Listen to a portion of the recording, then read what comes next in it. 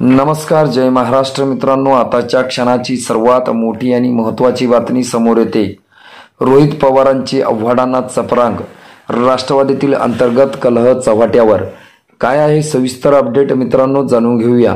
राष्ट्रवादी काँग्रेसमध्ये दोन गट पडल्यानंतर आता शरद पवार गटातही दोन गट आहे की काय, असा प्रश्न चर्चेत आहे। कारण आमदार रोहित पवार यांच्या युवा संघर्ष यात्रेत कुठेही प्रदेशाध्यक्ष जयंत पाटील यांचा सहभाग दिसून आला नाही, तर राष्ट्रवादी युवक काँग्रेसच्या अध्यक्षांनीही या यात्रेकडे पाठ फिरवल्याचं पाहायला मिळालं।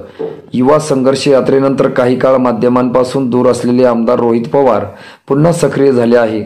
मात्र राष्ट्रवादी काँग्रेसच्या शिबिराला ते गैरहजर होते, त्यावर त्यांनी खुलासाही केला आहे। मात्र रात्री उशिरा ट्विट करून त्यांनी आपल्याच पक्षाच्या नेत्यावर हल्लाबोल केल्याची चर्चा रंगली आहे।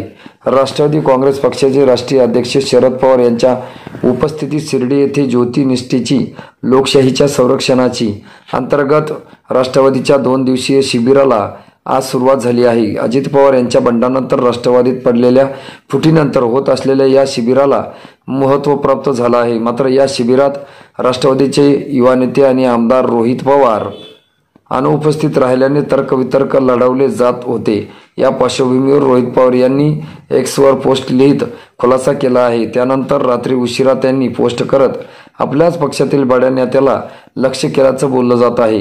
त्यांच्या ट्विटवर काही कमेंटही त्या अनुषंगाने आल्या आहेत। मित्रांनो, तुम्हाला काय वाटतं? तुमची प्रतिक्रिया आम्हाला नक्की कळवा। भेटूया पुढच्या व्हिडिओमध्ये। तुर्तास धन्यवाद।